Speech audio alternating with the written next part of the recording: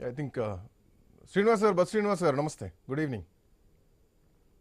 నమస్తే, good evening. So BRS party కూడా రేపు బంద్కు మద్దతు ప్రకటిస్తుంది. ఆఫ్ కోర్స్ మొదటి నుంచి మీ పార్టీకి సంబంధించినటువంటి ఎమ్మెల్యేలు అసెంబ్లీలో చెప్తూనే ఉన్నారు, ఈ పద్ధతిలో పోతే కాదు కాదు కాదని చెప్పేసి అదే పద్ధతిలో పోయారు. గతంలో కూడా కేసీఆర్ ముఖ్యమంత్రిగా ఉన్నప్పుడు 23 నుంచి 27% రిజర్వేషన్లు కల్పిస్తూ చట్టం కూడా చేయడం జరిగింది. బీఆర్ఎస్ పార్టీ హయాంలో ఏం జరిగిందో తెలిసి కూడా సేమ్ అదే ప్రాసెస్ జరిగారు. సో ఇప్పుడు కొంతమంది కాంగ్రెస్ పార్టీ నాయకులు కేసీఆర్ చేయబట్టి 50% పోయిందంటే అది రాజకీయ పరంగా వర్కౌట్ అవుద్దేమో, కానీ లీగల్గా చూస్తే మాత్రం ఆ పాయింట్ వర్కౌట్ కాదు. ఎందుకంటే లీగల్గా వీళ్ళు చేయలేకపోయారు. ఆ తర్వాత మీరు కూడా దానిపైన పెద్దగా యుద్ధం చేసింది ఏమీ లేదు, ఆ అంశాన్ని అక్కడికి ఆపేశారు. సో వీళ్ళు ఇచ్చినటువంటి హామీ ప్రకారం వీళ్ళు ముందుకెళ్ళడం జరిగింది. సో ఏంటి వెంకరెడ్డి గారు చెప్తున్నట్టు ఇంకొక సంవత్సరంన్నర ఎదురు చూడాల్సిందేనా? బీసీలకు తెలంగాణలో ఎట్లాంటి పరిస్థితులు ఉండబోతున్నాయి? బస్ శ్రీనివాస్ గారు, మీ వ్యూ ఏంటి? మొట్టమొదట ఐ న్యూస్ వీక్షకులకు, మీకు అక్కడ ఉన్నటువంటి పెద్దలందరూ కూడా నమస్తే. నమస్తే అండి. ఈ డిబేట్ లో చాలా వరకు టెక్నికల్ ప్రాబ్లమ్స్, టెక్నికల్ గా ఏం ఫేస్ చేస్తున్నాం, why it is not possible అనేది రామ్మోహన్ రావు గారు మాట్లాడింది. బీజేపీ విషయానికి వస్తే, BJP is also a political party, part and part of Telangana political system. వాళ్ళు బై డిఫాల్ట్ మేమెందుకు చెడ్డకు కావాలి అని అసెంబ్లీలో మద్దతు ఇచ్చిండ్రు. రేపు బంధుకు కూడా సహకరిస్తారు. ఇది ఆలోచించాల్సిన అంశం ఏంటంటే, ఆ జేఏసీ చైర్మన్ గారే ఆ బీసీ రిప్రజెంటేషన్ ఎవరైతే ఉన్నారో వారు స్వయాన బీజేపీ ఎంపీ. వారిని ఇట్లనే ఎవరో మీలాంటి జర్నలిస్టులు ప్రశ్నిస్తే, నేను బీసీ నాయకుడిని, ఏ పార్టీ వచ్చినా నన్ను ఓన్ చేసుకుంది అనేదో సమాధానం ఇచ్చి తాత్కాలిక సంతృప్తినిచ్చినటువంటి సందర్భం అయితే నాకు కనిపించింది. నిజంగా అది ఎంతవరకు సమంజసమో కృష్ణ గారు అయితే తెలుసుకోవాలి. ఇది అవుట్ ఆఫ్ మై, అంటే నేను నా వ్యక్తిగతంగా నేను మాట్లాడుతున్నా. పొలిటికల్ సిస్టమ్ లో అది ఎట్లా కరెక్ట్ అవుతుందో నాకైతే తెలియదు. అయితే సరే, ఏమైనా బీఆర్ఎస్ పార్టీ ఖచ్చితంగా ఆ రోజైనా ఈ రోజైనా మేము శాసనసభలో కానీ శాసనసభ బయట కానీ ఎవరికైనా మేము చెప్తూనే ఉన్నాం, మొదటి నుంచి చెప్తున్నాం, బీఆర్ఎస్ కావాలని బీసీ రిజర్వేషన్లు తగ్గించలేదు, పెంచడానికి ప్రయత్నం చేయలేదు. అంటే ఇది కేంద్ర ప్రభుత్వం చేయాల్సినటువంటి అంశం. కేంద్రంతో ఏ రోజు కూడా సానుకూలంగా లేకుండా వ్యతిరేకంగా కేంద్ర ప్రభుత్వానికి కొట్లాడుతూ అనేక అంశాల నవోదయ స్కూల్స్ అని, మెడికల్ కాలేజెస్ అని, ఈ రాష్ట్రానికి రావాల్సిన అనేక అంశాల పట్ల రాకున్నా కూడా సొంత నిధులతో సమకూర్చుకొని ఆ విధంగా కేంద్రంతో వ్యతిరేకంగా పోరాడి మనుగడ సాధించినటువంటి బీఆర్ఎస్ ప్రభుత్వాన్ని బదనాం చేయాలి ఎలక్షన్లలో అని కాంగ్రెస్ పార్టీ ప్రయత్నం చేసింది.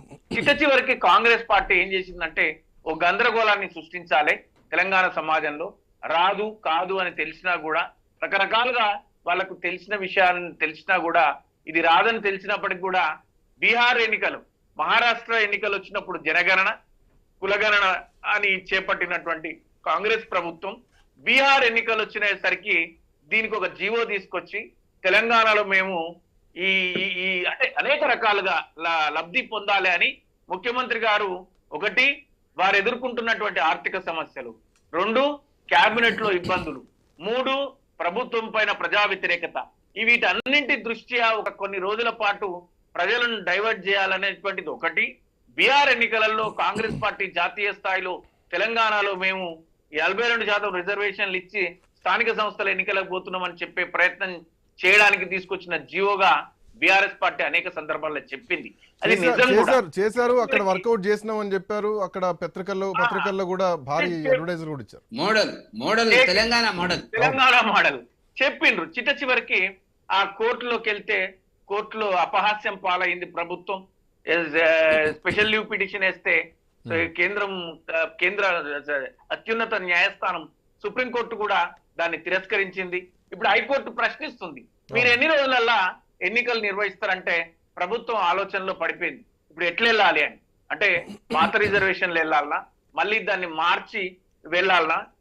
ఎట్టి పరిస్థితుల్లో అది వాళ్ళు ఏదో చెప్తున్నారు, మేము 42% పార్టీ పరంగా ఇచ్చి వెళ్తాము, మేము కాంగ్రెస్ పార్టీ మేము రిజర్వేషన్ కు అనుకూలము. ఎవరి మీద నెట్టుతారు మీరు? మీ కాంగ్రెస్ పార్టీ ఎవరిని బాధ్యులు చేయాలనేటువంటి ప్రయత్నం చేస్తుంది. మేము కాంగ్రెస్ పార్టీ బంద్కు మద్దతు ఇస్తున్నాం. అరే నీ ప్రభుత్వంలో బంద్ జరుగుతుంటే నువ్వు మద్దతు ఇస్తుంటే ఎవరిని బాధ్యులు చేస్తున్నావబ్బా? నువ్వు మీ పిసిసి అధ్యక్షులు మేము బంద్కు మద్దతు ఇస్తున్నాం అంటే మీరేమైనా ఫేవర్ చేస్తుండ్రా? ఎవరికి ఫేవర్ చేస్తున్నారు? ఇదంతా ఏంటంటే వాస్తవానికి అసలు ఈ మీ బీసీ కామారెడ్డి డిక్లరేషన్ ను గనక మీరు ఇంప్లిమెంట్ చేస్తాము అనేటువంటి ఒక మాట చెప్పి యాజ్ ఈజ్ గా ఉన్న రిజర్వేషన్లతో ఎన్నికలకు వెళ్తే ఇవాళ తెలంగాణ సమాజంలో గందరగోళం జరగకపోతుండే, బీసీలు అయోమయానికి లోను కాకపోతుండే, ఆశల పల్లకిలో వాళ్ళు విహరించకపోతుండే, ఈ కొత్త యుద్ధానికి తెరలేవకపోతుండే, ప్రభుత్వము ఏదో మేము చేసేస్తాము, జాతీయ స్థాయిలో మేము పెద్ద గొప్ప వ్యక్తులుగా తయారైపోతాము అని కాంగ్రెస్ పార్టీ నిజంగా లబ్ధి పొందుతుంది.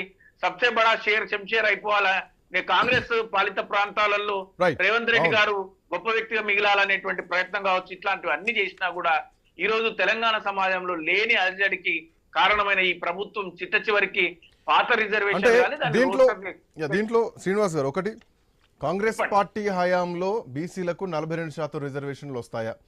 రేపు పొద్దున ప్రభుత్వం మారితే మళ్ళా కొత్త ప్రభుత్వం దీని మీద ఇంత సీరియస్ గా ఉంటదా? ఈ ప్రభుత్వం కంటిన్యూ అవుతుందా లేదా అన్నది మనం చెప్పలేము. ఇప్పుడు ఒకటే విషయం, ఇది ఎవరు చెప్పడానికైనా ఇబ్బంది పడతారేమో కానీ చాలా సింపుల్. ఇది భారతీయ జనతా పార్టీ చాలా స్పష్టంగా చెప్తుంది, మేము జాతీయ స్థాయిలో జనగణనతో పాటు కులగణన చేసిన తర్వాతనే, అంటే నిజంగా రాబోయే పార్లమెంట్ ఎన్నికల నాటికి జాతీయ స్థాయిలో లబ్ధి పొందడానికి గనక ఏదైనా ఆలోచన చేస్తే జాతీయ స్థాయిలో కులగణన చేపట్టిన తర్వాత దేశం మొత్తానికి వర్తించే విధంగా, రాజకీయ లబ్ధి పొందే విధంగా మిగతా పార్టీలు ఆ మట్టి కొట్టుకునే పోయడానికి పూర్తి స్థాయిలో బీజేపీ ఈ ప్రయత్నం చేసి అప్పటిదాకా దీన్ని డ్రాగన్ చేస్తుంది. కానీ కాదండి, ప్రధానమంత్రి గారు ఆల్ పార్టీ డెలిగేషన్ రావడానికి ముఖ్యమంత్రి గారు మాకు అపాయింట్మెంట్ ఇవ్వట్లేదు, బీజేపీ మంత్రులు, బీజేపీ ప్రాతినిధ్యం వహిస్తున్నటువంటి జేఏసీ బీసీ చైర్మన్ గారు ఆల్ పార్టీ డెలిగేషన్ తీసుకెళ్లలేని పరిస్థితి నుంచి ఏకంగా రిజర్వేషన్ల కల్పన జరుగుతుందని మనం ఎట్లా మాట్లాడతాం? రామ్మోహన్ రావు గారు ప్రతిదీ విశదీకరించి చెప్పిండ్రు. It is impossible, highly impossible to get the 42% reservation. మొన్నటిదాకా అందరూ ఆశ్చర్యానికి లోనయ్యారు. అరే జీవో 9 వచ్చింది, హైకోర్టుకి ఎవరు పోరేమో, లేదా సుప్రీంకోర్టుకి ఎవరు పోరేమో, ప్రభుత్వం చాలా బలంగా వాదిస్తుంది. ఇది విచిత్రం ఏంటంటే శ్రీనివాస్ గారు జీవో రాకముందుకే పేపర్ ఆర్టికల్స్ పట్టుకునే పోయారు, జీవో కంటే ముందు. అది అంటే ఇంకా సహజం కదండి. ఇప్పుడు ప్రతి దాంట్లో కూడా ప్రత్యర్థులు అంటే వాళ్ళు ఎప్పుడు కూడా ఉంటారు. నష్టపోతున్నాం అనుకునే వాళ్ళు, లాభపడాలనుకునే వాళ్ళు ప్రయత్నం చేస్తుంటారు, మేము నష్టపోతున్నాం అనే వాళ్ళు ప్రయత్నం చేస్తూ ఉంటారు. అది సహజంగా జరిగే ప్రక్రియని మనం అప్పుడు అనుకున్నాం కూడా. వెంకటేశ్వర గారు వస్తున్నాను, మీ దగ్గరికి వస్తాను. ఒక చిన్న బ్రేక్ తీసుకుందాం. వస్తా మీ దగ్గరకు వస్తే ఒక చిన్న బ్రేక్ తీసుకుందాం. బ్రేక్ తర్వాత బీసీ రిజర్వేషన్ల పరిస్థితి ఏంది ఇంకా కూలంకషంగా చర్చిద్దాం.